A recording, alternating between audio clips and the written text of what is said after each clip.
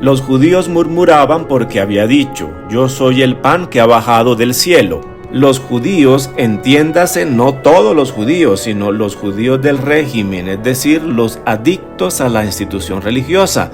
Ellos son los que murmuraban, los que criticaban a Jesús, los que estaban alineados con la mentalidad religiosa tradicional del judaísmo. Recuerde que este discurso lo dijo Jesús en la sinagoga de Cafarnaún, como podemos verificar en este mismo capítulo en el versículo 59. Y como ya comentamos el domingo 14 y el domingo 15, la gente de la sinagoga, por su adoctrinamiento y fanatismo, fue la más resistente a la propuesta de Jesús. Estos judíos le atribuyen a Jesús una frase, pero es un poco diferente de la que Jesús había pronunciado antes en este mismo capítulo.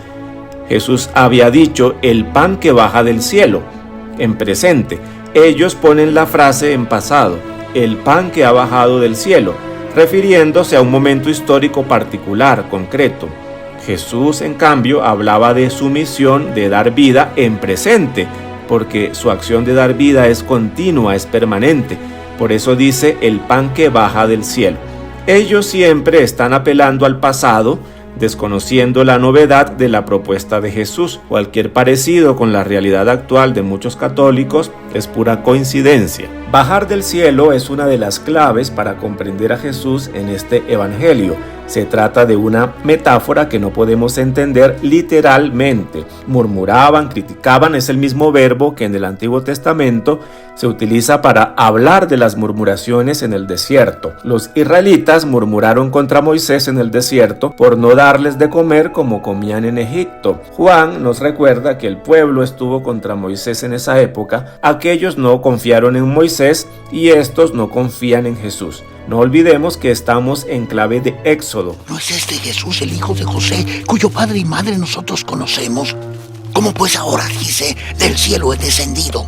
Los adversarios de Jesús murmuran contra su propuesta de ser pan de vida. Su argumento se basa en el origen humano de Jesús. Según ellos, esto excluye por sí mismo todo origen divino de Jesús. La pretensión de Jesús, hombre de carne y hueso, es inadmisible para ellos. Pensaban ellos: siendo un hombre, está usurpando el puesto de Dios. El centro del escándalo es, por lo tanto, la humanidad de Jesús. Y sin embargo, es precisamente en esa carne y sangre recibida de su linaje humano donde está la plenitud del Espíritu, que lo hace la presencia de Dios en la tierra. Ellos separan a Dios del ser humano, no creen en su amor generoso y gratuito, que lo lleva a comunicarse. Los adeptos de la ley no conocen un Dios cercano. No olvidemos que la institución religiosa debe su existencia a la distancia que ha creado entre Dios y los seres humanos. En medio de esta distancia está la institución religiosa como mediación. Jesús ha venido a eliminar esta distancia. Él ha traído a Dios a los hombres, a los seres humanos. Y esto, para quienes lo escuchaban en la sinagoga, era incomprensible, porque sobre todo para ellos lo que descendía del cielo era la ley. Que un hombre pretenda tener la condición divina era una blasfemia para ellos. No murmuréis entre vosotros. Ninguno puede venir a mí si el Padre que me envió no le trajere, y yo le levantaré en el día postrero. Jesús no entra en discusión acerca de su origen divino o humano. Interrumpe el comentario denunciando la actitud que delatan sus críticas. Para acercarse a él hay que dejarse empujar, atraer por el Padre, pero ellos no reconocen que Dios es Padre y está en favor del ser humano. Ese es el motivo de su resistencia. El Padre empuja, atrae hacia Jesús, porque Jesús es su don, su regalo, la expresión de su amor a la humanidad. Ellos no se interesan por el ser humano, por lo tanto no esperan ese don ni lo desean. Así pues, el verbo atraer, propio del Evangelio de San Juan, quiere expresar una atracción irresistible, potente. Se trata del amor con el que el Padre Dios ama a sus hijos. Este amor no tiene límites y es incondicional. El Padre nos empuja, nos atrae desde dentro, desde lo más profundo de nuestro ser. para que accedamos a su don que es Jesús, pan de vida. Hay que tener cuidado de no interpretar esta atracción como una fuerza externa que nos jala arbitrariamente. Y algunos pensarán que el Padre Dios atrae solo a unos pocos escogidos. Esto dejaría una imagen muy arbitraria de Dios, que atraería a unos y a otros no. La clave está en centrar la atracción en el ser humano, es decir, en la respuesta de las personas, en lo que corresponde a Dios por ser Él mismo el amor perfecto, la plenitud de vida. Podríamos decir que en sí mismo su ser es de atracción hacia sí de sus criaturas. Pero en lo que corresponde a los seres humanos, a las criaturas, no siempre éstas responden a esa atracción. Entonces la atracción, o sea, el amor que Dios ofrece, tiene efecto solamente si es aceptado. ¿Por qué razón? Porque el verdadero amor es ofrecimiento, no imposición. Querer forzar una respuesta de amor es hacerlo imposible, porque el amor supone siempre la libertad de respuesta. Para que el amor tenga efecto es indispensable la respuesta, que otro ser acepte y corresponda al ofrecimiento. La coacción impide el amor. Una persona puede amar a otra con todo el alma. Si la otra persona es indiferente ante ese amor, este amor no puede realizarse.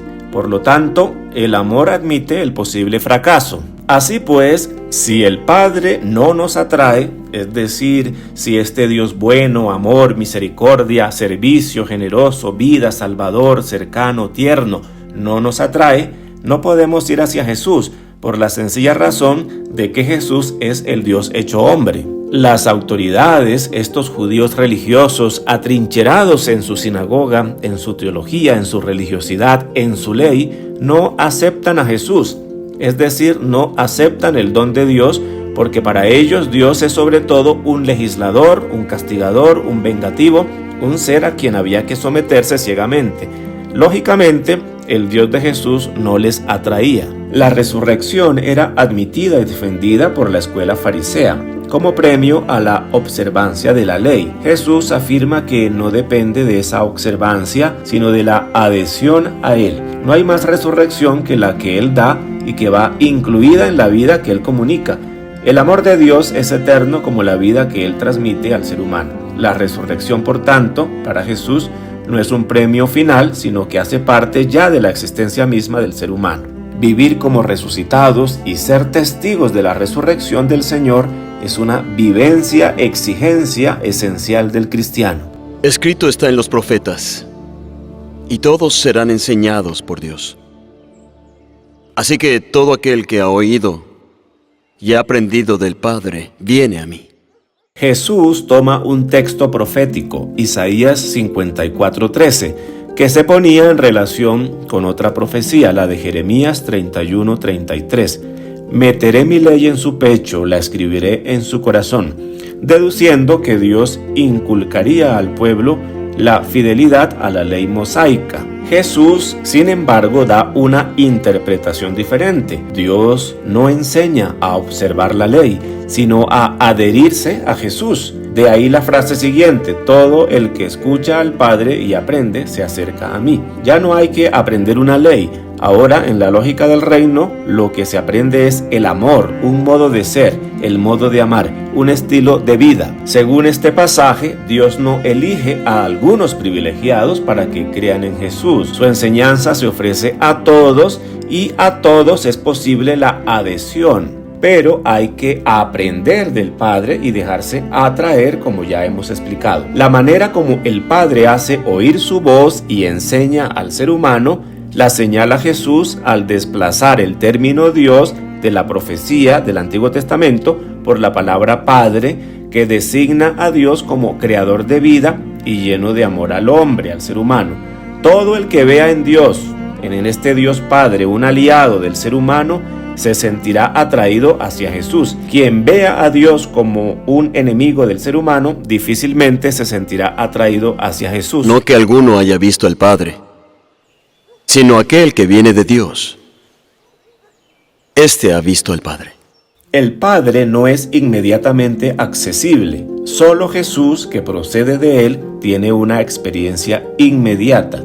Nadie, ni Moisés ni los profetas, lo habían visto, y sin embargo, ellos intentaron transmitir su voluntad. De hecho, la transmitieron, pero de acuerdo a su corta y primitiva interpretación, de acuerdo a lo que pudieron captar como seres humanos limitados y condicionados por su cultura y su momento histórico. Por lo tanto, Jesús, que conoce al Padre cara a cara, solamente Él podrá ser el intérprete de Dios. Es más, Él es el único que puede manifestar su designio, o sea, la voluntad de Dios sobre el ser humano, y establecer las condiciones para realizar este designio, este proyecto salvífico. De cierto os digo, el que cree en mí tiene vida eterna.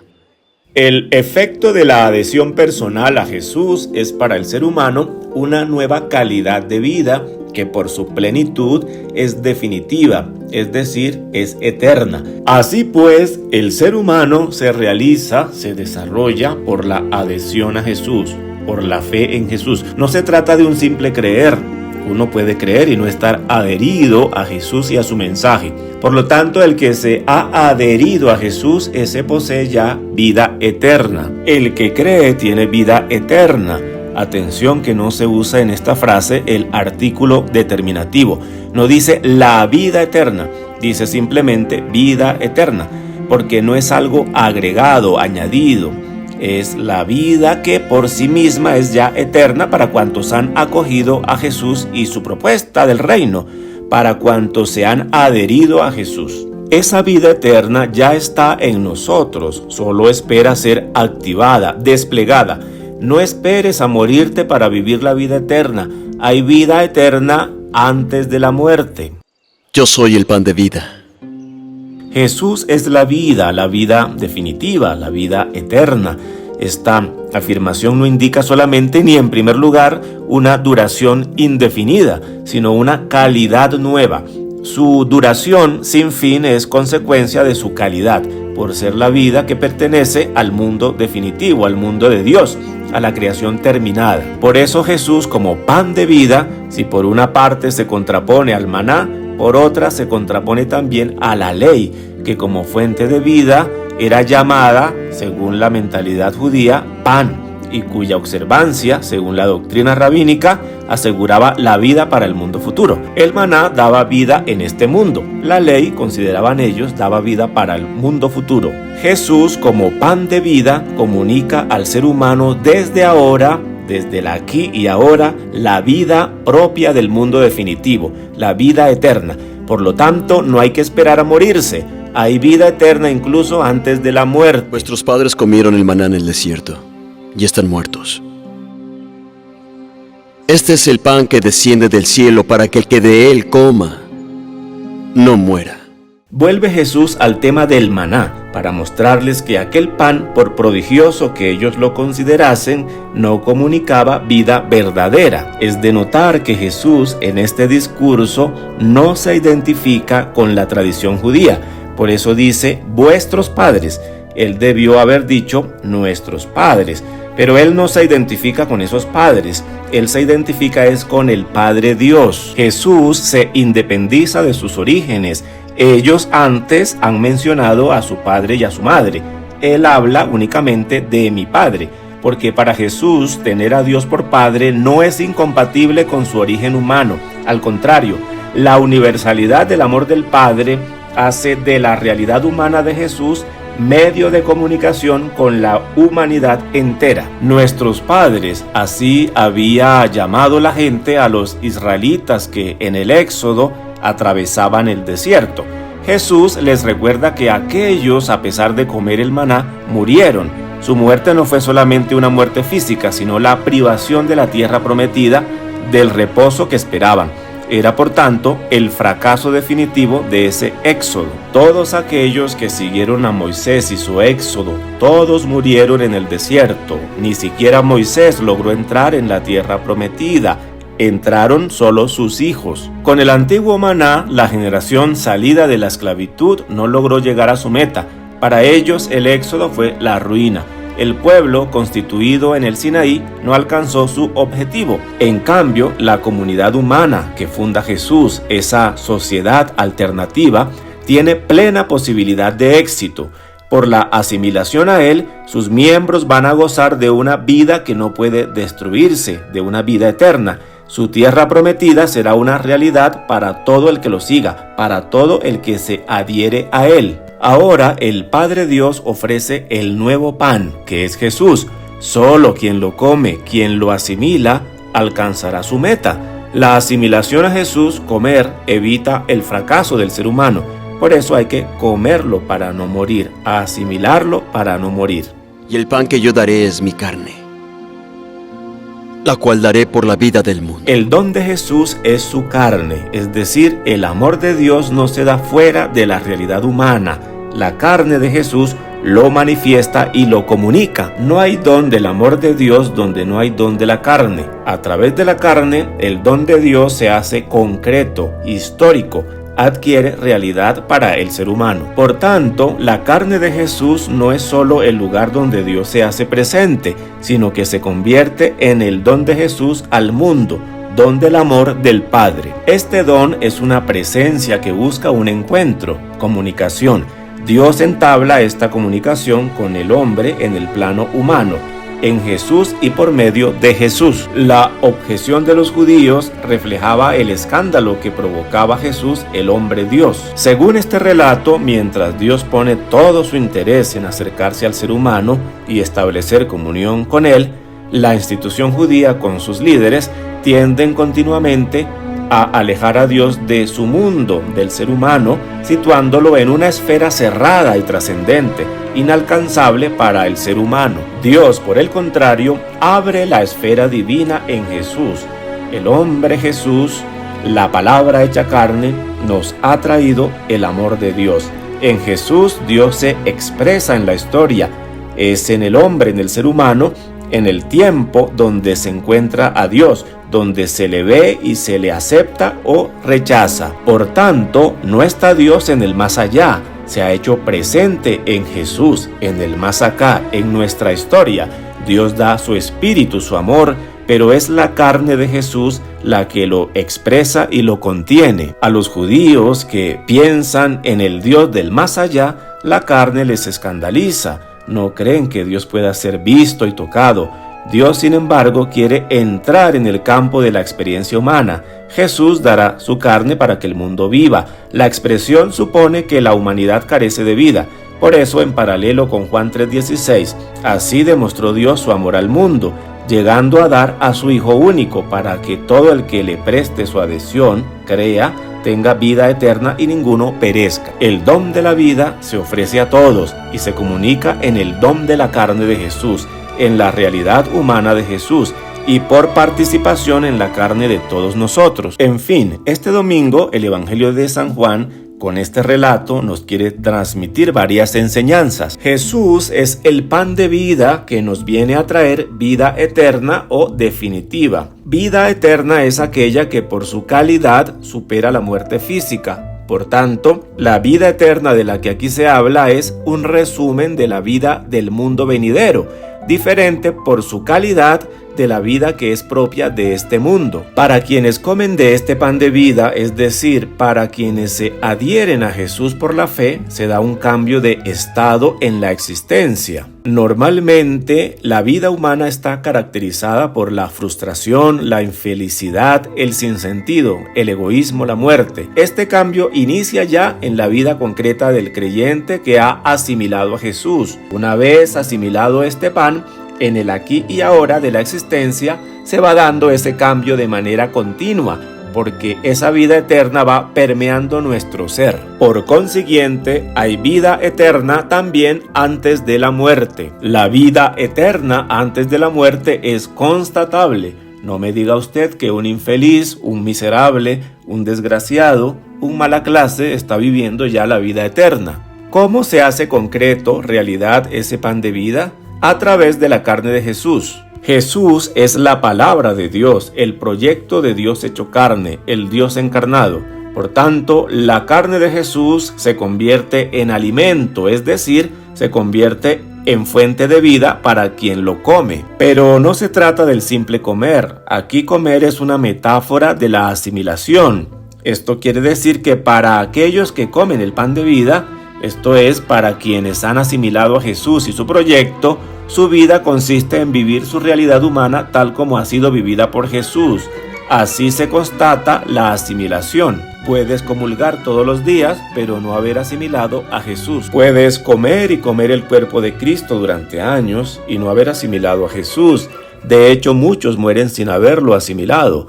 En efecto, muchos que comen el pan de vida, incluso diariamente, como no han asimilado la persona de Jesús, son acaparadores del dinero, del poder, de la fama, son violentos, agresivos, maltratadores con su familia y empleados, son injustos, ladrones, manipuladores, idólatras de sí mismos, egoístas, entre otras cosas. Así pues, comer mi carne quiere decir asimilar la persona de Jesús. Carne significa el ser humano como tal.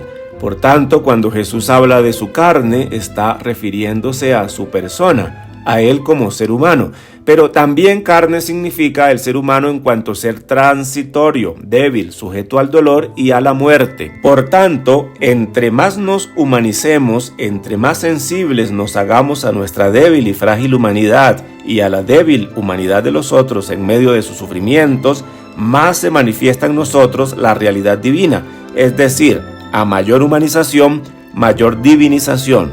Entre más inhumanos seamos, menos divinos somos. Cuidado con que la divinidad oculte la humanidad de Jesús. Si esto pasa, estamos deformando a Jesús. Todo el que piensa que para acercarse a Dios tiene que alejarse de lo humano, ha deformado a Dios y a Jesús, el hombre Dios. El camino para acercarse a Dios es el camino que Dios hizo para acercarse al hombre, humanizarse. No hay otro camino. Ese camino le da miedo a algunos porque nuestro instinto de endiosamiento es más fuerte que la sencillez propia de lo humano, y para muchos es preferible buscar el camino de la espiritualización desencarnada, que no tiene nada que ver con nuestra condición humana. Así nos refugiamos en nuestras espiritualidades intimistas, egoístas, que no se conduelen con la carne de los hermanos. Es determinante en la vida del que cree en Jesús comprender de una vez por todas